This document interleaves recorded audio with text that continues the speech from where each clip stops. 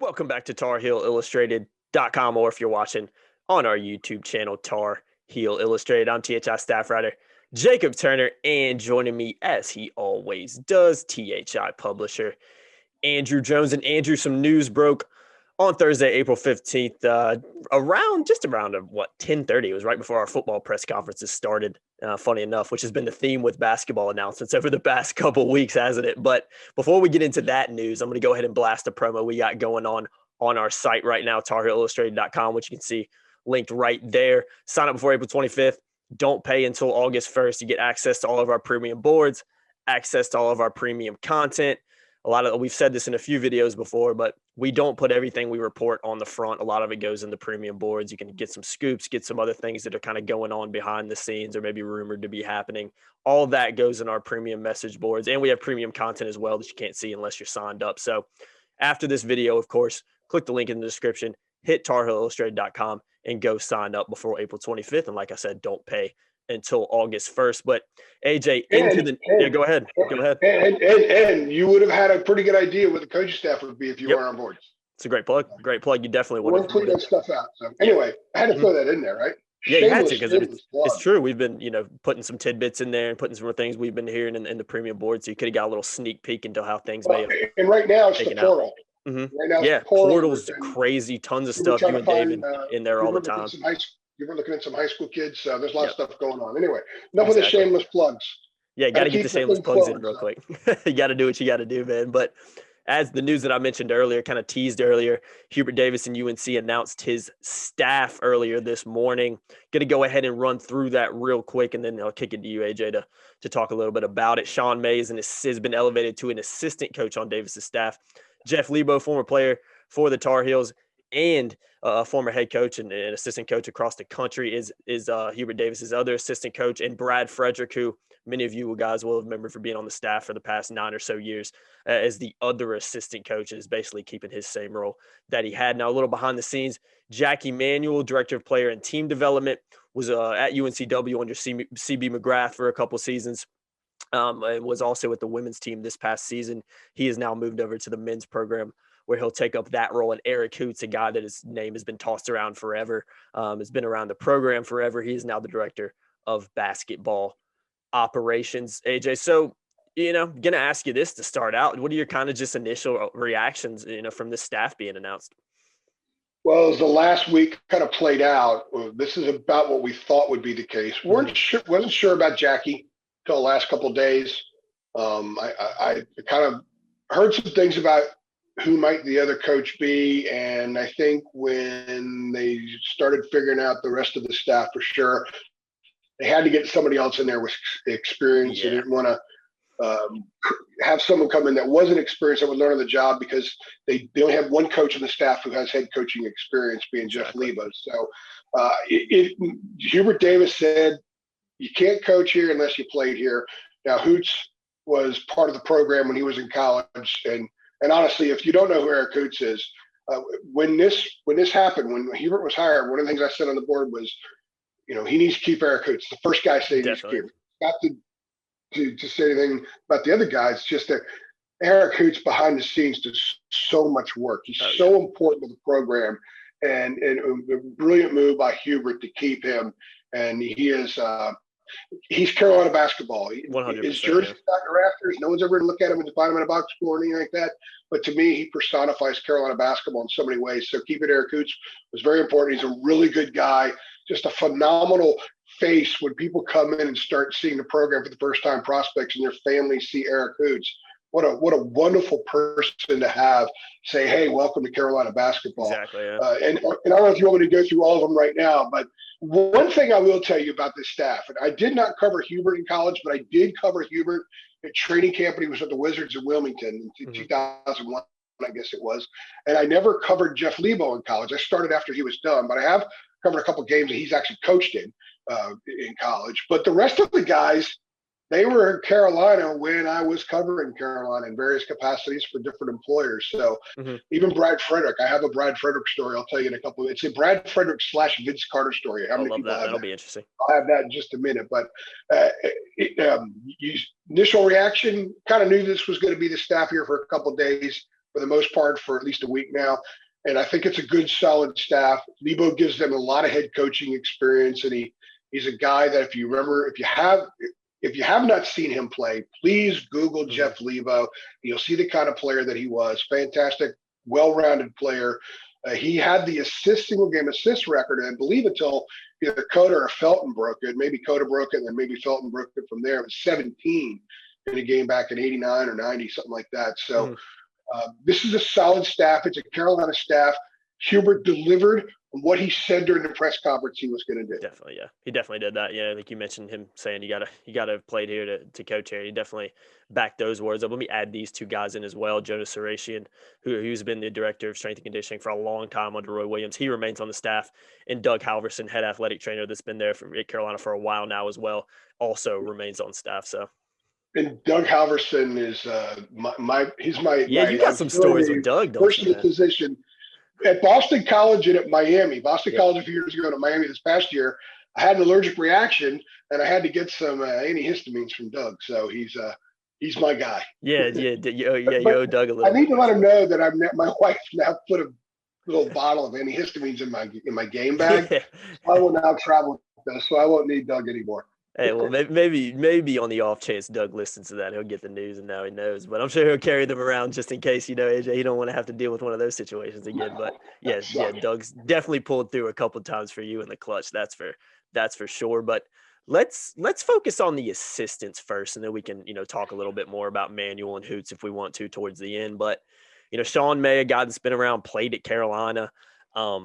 You talked about it a little bit off camera. You kind of said he's ready. You think he's ready for this next step. I'll let you dive into that in a second. But Jeff Lebo, you mentioned him, ton of experience. His son Creighton's also on the team as well, so a little bit of that family connection.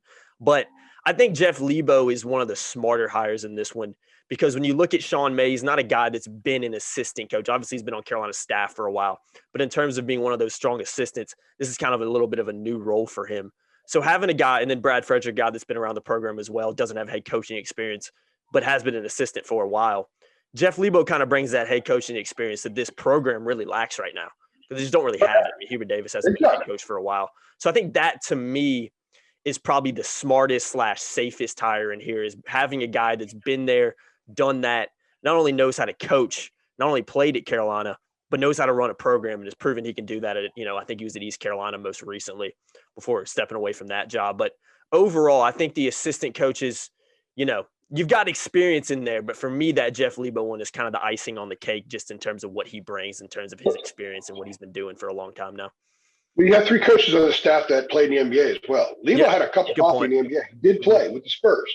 Sean played in the NBA, obviously, first-round pick. Hubert, first-round pick. So you've got some of that NBA thing right there. Exactly. I think the thing with Lebo that is interesting is that, and by the way, before Hubert's press conference last week, and even afterward, he's walking around like he already owned the place. Yeah, Jeff Lebo was there, which was interesting. The Lebo Dome. And it was good to see because it's neat to see someone come back who's been away for a while. And he's come back for different things. There was that event a few years ago when CB and UNCW came back, ECU, West brought his program back in that little round robin exhibition that they had. And he's had a couple of teams that have played at the Dean Dome, even going back to his first couple of years coaching. But he brings a lot. He's seen a lot. He's been a head coach at Tennessee Tech, Chattanooga, Auburn, East Carolina. He played in the NBA. He's been around. He worked under Joe Wolf for a year with the G League team in Greensboro. So he's got myriad experience. He's seen basketball through a lot of different lenses. He's a Carolina guy, but he's been away from Carolina for a long time. And I think that's we talked about Hubert's associations and how that's going to help him, having played for Pat Riley and having played for Larry Brown and Don Nelson and people like that. Well, Jeff Lebo's been around too, and he's had to make a lot of tough decisions as a head coach. And it's not just as an X's and O's thing. It's when your door is opened by a player who comes in at 4:00 in the afternoon, a half hour before practice, and he's got a problem that you need to deal with. It's when you're on the road traveling and certain things pop up that can throw a team off a little bit. Lebo's dealt with all that stuff, especially traveling at the lower end of Division I, mid-level stuff like at Chattanooga. There's a lot of different experiences that you have there. So nothing is going to happen in the program that Jeff Lebo hasn't really seen before. He's seen it all. So Hubert has that to lean on. And Hubert's seen quite a bit too. So they bring a lot of experience away from Chapel Hill, which I think strengthens them in Chapel Hill. I'm a big believer that sometimes you gotta leave the nest. So when you come back to the nest, you have a lot more unique, broader experiences. Sure. I think it makes you better. I think that's what Lebo brings to the table. Agreed. I think he's just the experience he brings, I think, is going to be invaluable for him. What are your thoughts on I'm curious to know your thoughts on the Jackie Manuel hire in particular, because I think he's a guy that obviously played at Carolina, lockdown defender, national champion. Has kind of been working his way up the coaching tree over the past 5+ seasons, 5+ years at least. Like I said, going back to his UNCW time, I think he was somewhere else as well. I'm just blanking on it. He might have worked under Wes Miller, but I could be making that up, so don't quote me on that. But he did. He spent a year. He spent a year at Carolina helping out with the program. Doing some I stuff. remember that as well. He was under Wes for a few years. CB McGrath, and in this past year, he's with the women's program, so he's there on campus. And look, I covered Jackie. In fact, last year you were with me when Carolina played at UNCW. It's the first time I'd seen Jackie in a long time. It was nice to have a quick little chat with him before the game because it's one of the nicest kids I ever covered. He was always accommodating, even after some terrible losses. He went through that 0-2 season as a freshman where they went 8-20, and then he capped off. I mean, think about this. Jackie Manuel, he goes to North Carolina. He's the first recruit under Matt Doherty, the kid that commits and stuff like that. He's at North Carolina. You think everything's going to go great, and all of a sudden his freshman year they go 8-20, and all hell broke loose. And the next year was a tumultuous year, which was Doherty's last year. And then you bring in Roy Williams in his senior year. He goes from 8-20 as a freshman to senior year, winning a national title. He started on that team, had a very unique line score for the Final Four, no points and 9 fouls, but he was a valuable part. Don't ever judge Jackie by his stats. If you're going to look back and just look at box scores, you're not going to understand the kind of player Jackie Manuel was. He was a defensive stopper. He was a great attitude guy. He was really good at the break, filled the lane very, very well. Wasn't the most highly skilled player, didn't have great hands. I think that hurt him sometimes, but he made up for it in a lot of other areas. And that's why Matt Doherty started him. And that's why Roy Williams started him. Roy Williams starts you in a game, especially when he didn't recruit you, when he comes in and says, okay, I need you out there on the floor. Even though he's not going to put 20 points up a night, he's not going to hand out 8 assists and grab 10 rebounds. It's because he did so many other things really, really well. And if that's the kind of coach he is, if he's that kind of guy on the recruiting trail, and if he's that kind of guy around the room, then he's an enormous asset for this program. I'm a big Jackie Manuel guy. In fact, if you're old enough, you remember the students had a Jackie Manuel posse thing that they had. They wore these T-shirts. So we're going to have to try to find somebody out there listening. If you have one of those, I remember that. Send that to us. You could DM us through Twitter, or if you're on our site, send it to me through a DM or something like that. And I'd love to have it. We could pop it up in one of our threads. And Jackie Manuel's posse. Yeah, I think they had posters or signs or something too. I do remember that now. If you have your own posse and you play at North Carolina, you're doing something right. Definitely. You're definitely doing something right. All right, AJ, I got to ask you before we wrap this one up, man. You mentioned earlier, was it a Brad Frederick story? Was that the story? Yeah, before I say that, let me just say about Sean. Yeah. I'm so glad to see Sean get this promotion. Another really, really good guy. He was on that title team along with Jackie. So you got a big time player, championship rings there. He was the MOP of the Final Four. But Sean, some people, when they see a former highly successful player on the staff, they wonder, well, what does he bring to the table? Well, what he brings to the table is a guy who had tremendous work ethic in college, but he was a well-rounded player too. One of the best passing big men I've ever seen at Carolina. He understands space. A lot of big men, they just know their area around the rim. Sean understands the whole floor. He wasn't a step out and shoot it guy that much. He could shoot the jumper from the free throw line, but he was a good passer. He was a good find the guy on the perimeter dude. So, he sees the game the way he played the game. And my understanding is he coaches the game that way as well. He should be a really good recruiter because he's got a phenomenal personality. Yep. He's a sharp guy. He's an easygoing, comfortable person to be around. And I think that's kind of one of the themes of the staff. I don't know Jeff Lebo. I've barely dealt with him before, but I have dealt with the other guys, and they're all very easygoing, comfortable people. So when they are able to start bringing kids on campus, which is a great selling point for North Carolina, they haven't had that for 14 months now. This is the kind of staff that's going to do a really good job when kids visit, because you can just walk through the hallway and listen to their stories, and you're comfortable hearing the stories because they speak from personal experience, but also the reverence that they have for the place and the fact that they're just so easy to get along with. I think this should be a very good recruiting staff based on what I understand about these guys, and Sean will play a prominent role in that. And you asked about I got to know about that one. Yeah. Well, I don't know if Brad remembers this. I haven't talked to him about it. But you have to ask him if you ever get the chance. I get a chance. So 98, the ACC tournament, there was a play where they were playing NC State. It was in the quarterfinals, and I'm on press road about the free throw line on the basket on the right side of your TV screen, okay? So there's a play where Vince Carter gets a steal around the top of the key on the other end. He gets a steal, knocks the ball loose, gets it, and all of a sudden I see Brad Frederick filling the lane on the right side. And it's one of the things that I do not like about press seating now when we're much further away for the most part, where we don't hear stuff, we don't see stuff. No, you definitely don't anymore, yeah. I saw Vince make eye contact with him. And everybody in the building thinks, my God, Vince Carter's going to go up and just bring the building down with a monster slam. Proper bounce pass to Frederick, he goes up with a layup. He gets his 2 points in what was like a 35-point game, right? So after the game, in the locker room, I asked Vince, I said, did you make eye contact with Brad?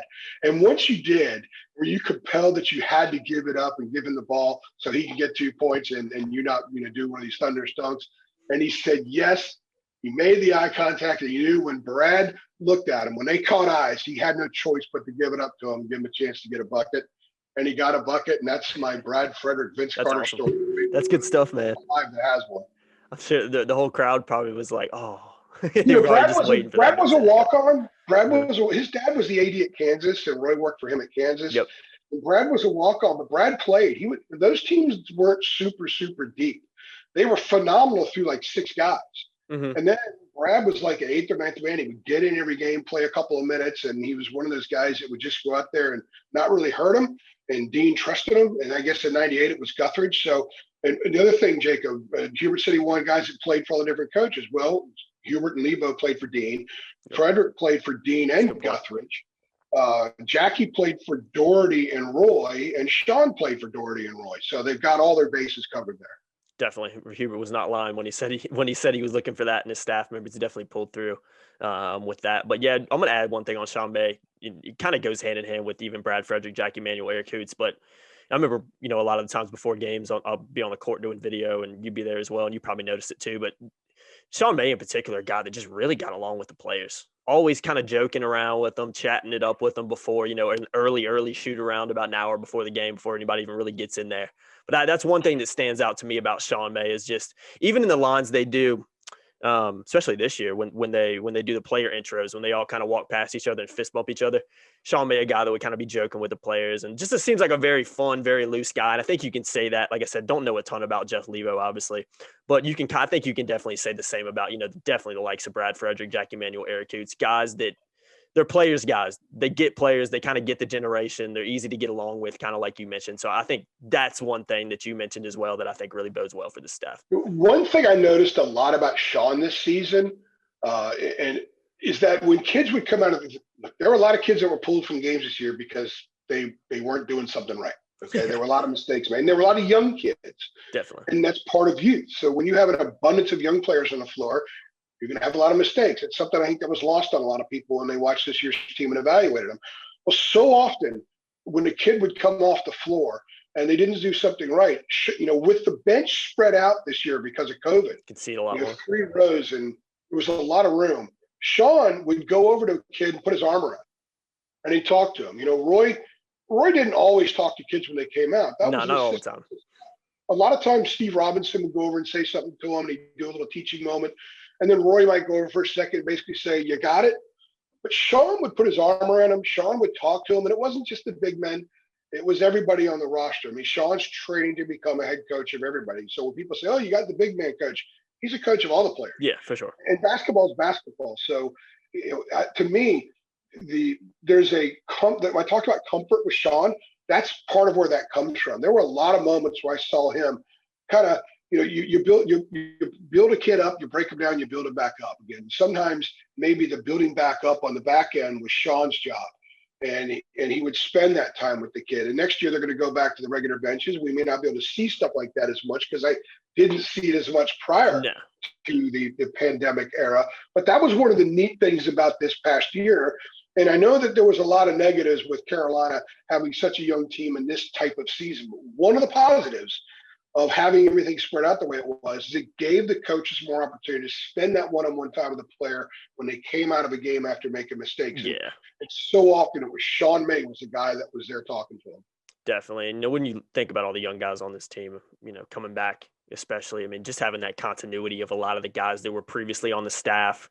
I'm sure a lot of the players know Jackie Manuel from off-season pickup and all that kind of stuff as well. So just having those guys around that have been there and done that and been a part of the staff is definitely going to add to make it more of a, easy transition, I think, because it can be tough when a new staff comes in. But when you look at everybody on here, the only guy that really wasn't around was Jackie Manuel and Jeff Lebo. And, Jackie's a guy that's been around the program. And like I mentioned with Jeff, his son is on it. So I'm sure that a lot of the guys already know him a little bit as well. So a lot of continuity on the staff. Everybody on the staff at least played in the Elite Eight.